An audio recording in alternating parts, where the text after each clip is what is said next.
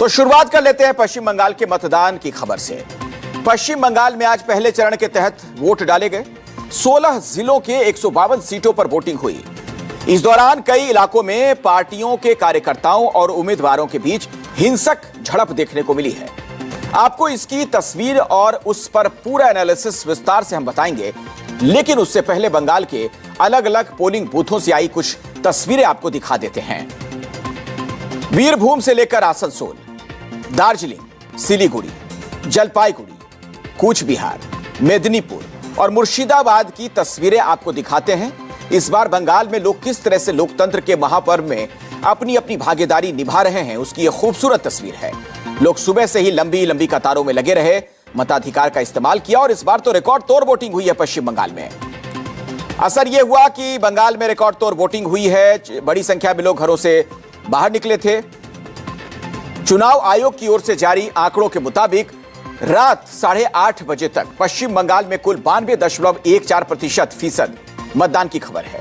सबसे ज्यादा मतदान दक्षिण दिनाजपुर में से खबर आ रही है, जहां पर 95.06% वोटिंग हुई है। इसके बाद कूच बिहार में 94.93% वोट डाले जाने की खबर है, जबकि बीरभूम में 94%, जलपाईगुड़ी में 93.77% और मुर्शिदाबाद में 93.16% वोटिंग की खबर है। दिलचस्प बात यह कि महाराष्ट्र, दिल्ली और बिहार की तरह बंगाल में भी महिला मतदाताओं ने जमकर अपने मताधिकार का इस्तेमाल किया है और लगभग हर पोलिंग बूथ पर लंबी लंबी कतारें देखने को मिली। आप तस्वीरें भी देख रहे हैं। मुर्शिदाबाद की एक पोलिंग बूथ की तस्वीर आप देखिए, जहां सड़क किनारे महिलाओं की काफी लंबी लाइन लगी हुई दिख रही थी और नतीजा आपके सामने है। अब इस बम्पर वोटिंग से बंगाल की मुख्य विपक्षी दल बीजेपी तो गदगद है। खुद प्रधानमंत्री मोदी ने बंगाल की एक रैली में कहा कि जहां भी मतदान प्रतिशत ज्यादा रहा, वहां बीजेपी जीती। इस बार बंगाल के कई जिलों में टीएमसी खाता भी नहीं खोल पाएगी। वहीं कांग्रेस के नेता और बहरामपुर विधानसभा क्षेत्र से कांग्रेस के उम्मीदवार अधीर रंजन चौधरी ने इस बम्पर वोटिंग पर कहा कि यह दरअसल सत्ता विरोधी लहर तो है ही, साथ ही एसआईआर का भी असर इसमें है। देश में जहां जहां भारी मतदान हुआ है, वहां बीजेपी को प्रचंड विजय मिली है। प्रचंड विजय मिली है। 4 मई को बंगाल में भी बीजेपी की विजय का जश्न होगा। यहां तो टीएमसी के विधायकों, मंत्रियों, लोकल नेताओं और इनके सिंडिकेट के खिलाफ इतना गुस्सा है कि कई जिलों में टीएमसी का खाता तक नहीं खुलेगा। सत्ता विरोधी लहर तो है, खासकर मुर्शिदाबाद डिस्ट्रिक्ट में, और इसे रुकने के लिए न जाने कितने करोड़ रुपया सत्तारूढ़ पार्टी की ओर से खर्चा किया जाते हैं। फिर भी मुझे लगता है कि अंत में हमारी कांग्रेस पार्टी के खोए हुए जमीन फिर वापस लाने में हम लोग काफ़ी हद तक कामयाब होंगे, यहाँ तक कह सकता हूँ। বাংলা জ্বলছে না, ভোট দেখে 4 তারিখে বুঝবেন। ভোটের বাক্স খুলবে আর দেখবেন বিজেপি জ্বলছে আর লুচির মতো ফুলছে, জ্বলছে আর লুচির মতো ফুলছে। তখন বুঝবেন দেখ কেমন লাগে। এত ভোট কাটার পরেও এত পার্সেন্টেজ ভোট কেন পড়েছে জানেন? এটা আমার মনে হয়, I may be wrong also. তার কারণ হচ্ছে মানুষ জানে এই ভোটটা তাদের অধিকার রক্ষার লড়াই। কারণ এরপরে এনআরসি করবার প্ল্যান করবে, ডিলিমিটেশন করবে, বিল নিয়ে এসেছিল। प्रधानमंत्री मोदी ने दावा किया कि जहां जहां बम्पर वोटिंग हुई है, वहां वहां बीजेपी की सरकार बनी है। हालांकि बंगाल का चुनावी मिजाज थोड़ा अलग है। यहां आज तक कभी भी बीजेपी को सत्ता नसीब नहीं हुई, जबकि इससे पहले भी बंगाल में कई बार 80% से ज्यादा वोटिंग हो चुकी है और पिछले 3 बार से लगातार ममता बनर्जी प्रदेश की सत्ता पर काबिज होती रही हैं। पिछले यानी 2021 के चुनाव में पश्चिम बंगाल में ओवरऑल 82.30% वोट पड़े थे और सरकार ममता बनर्जी की अगुवाई में टीएमसी की बनी थी। उससे पहले 2016 में भी 83.02% मतदान हुआ था और तब भी सरकार टीएमसी की ही बनी थी। उससे भी पहले की बात करें 2011 की, तो 84.33% यहां मतदान तब हुआ था। तब पहली बार बंगाल में ममता बनर्जी की सरकार बनी थी। ऐसे में बीजेपी या फिर कांग्रेस का यह दावा करना कि बंपर वोटिंग होने का मतलब उनकी सरकार बनना है, ऐसा जरूरी नहीं। दरअसल पश्चिम बंगाल में इस बार सिर्फ 2 चरणों में ही वोटिंग हो रही है। पहले फेज में आज 16 जिलों के 152 सीटों पर मतदान हुआ और बाकी के 142 सीटों पर 29 अप्रैल को वोट डाले जाएंगे। आज जिन 152 सीटों पर वोटिंग हुई है 2021 में, इनमें से 92 सीटें टीएमसी को मिली थी, जबकि 59 सीटें बीजेपी के हिस्से में आई थी। 1 सीट अन्य के खाते में तब गई थी। अब आपको वापस आज की वोटिंग पर लेकर चलते हैं।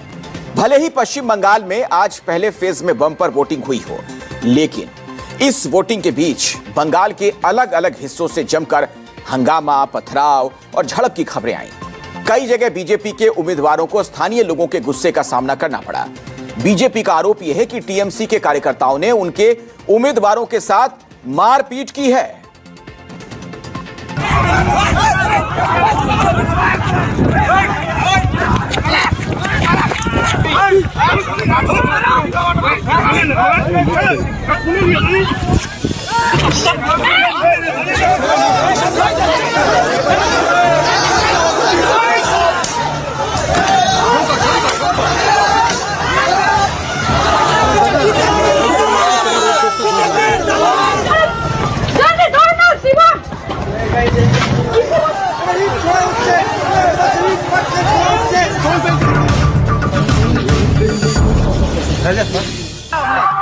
एक सुरक्षा कर्मी की मौजूदगी में दौड़ लगाते ये बीजेपी के उम्मीदवार शुवेंदु सरकार हैं, जो कुमारगंज विधानसभा के बूथ नंबर 24 पर पहुंचे थे।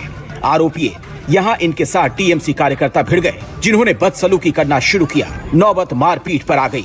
इस दौरान कुछ लोगों ने बीजेपी उम्मीदवार शुवेंदु सरकार पर जमकर थप्पड़ बरसाए।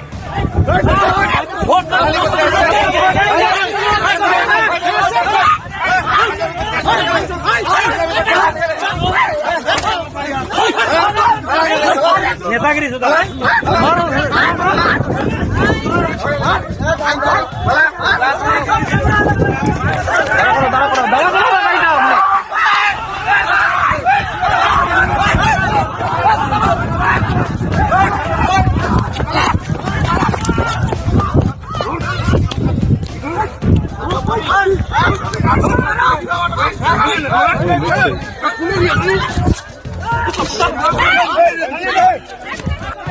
हालात इतने खराब हो गए कि नेताजी को दौड़ लगाकर अपनी जान बचानी पड़ी।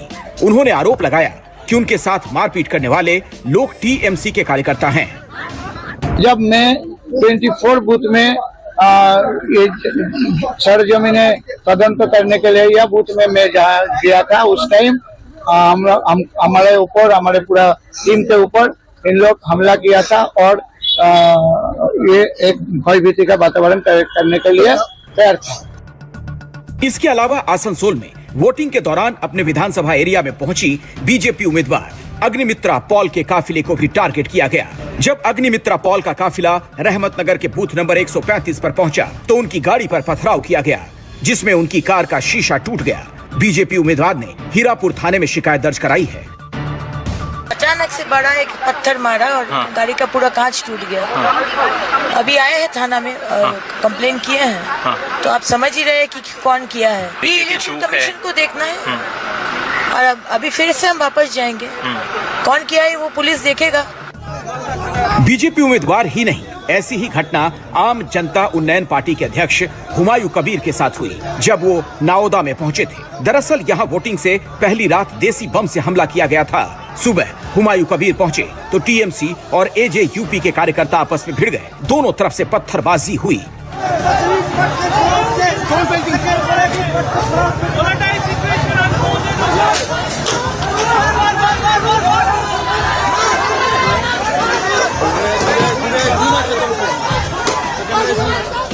एक बार तो लगा कि हालात बिगड़ने लगे, लेकिन मुस्तैद सुरक्षा बलों ने बल प्रयोग कर हिंसक हुए पार्टी कार्यकर्ताओं पर लाठी भांजना शुरू किया, जिसके बाद हालात काबू में किए जा सके। यहां हुई हिंसक झड़प का आरोप हुमायूं कबीर ने टीएमसी के ही कार्यकर्ताओं पर लगाया है। इनको जो गुंडागिरी कर रहा है ना टीएमसी, उनको गुंडागिरी खत्म हो जाएगी 4 मई 2026। गुंडागिरी सारे शांत हो जाएगी। आपका गाड़ी को तोड़ा गया है, देखा आपका जो वर्कर है उनको भी मारा गया है, स्टोन पेल्टिंग हुआ है, ईंटा पत्थर फेंका गया है, आपके ऊपर भी वो अचानक हमला किया। अचानक मैं जो रोड में खड़ा था, 2 घंटा खड़ा था, वो को मैं निकल के आ रहा, उसी टाइम अचानक मेरे ऊपर हमला किया। इन सब के अलावा सिलीगुड़ी में बीजेपी और टीएमसी कार्यकर्ता आपस में भिड़ गए। बीरभूम में बीजेपी के बूथ एजेंट के साथ मारपीट की घटना सामने आई, जिसमें 2 बूथ एजेंट घायल हो गए। मालदा में टीएमसी के एक कैंप पर तोड़फोड़ की गई, जिसका आरोप कांग्रेस कार्यकर्ता पर लगा है।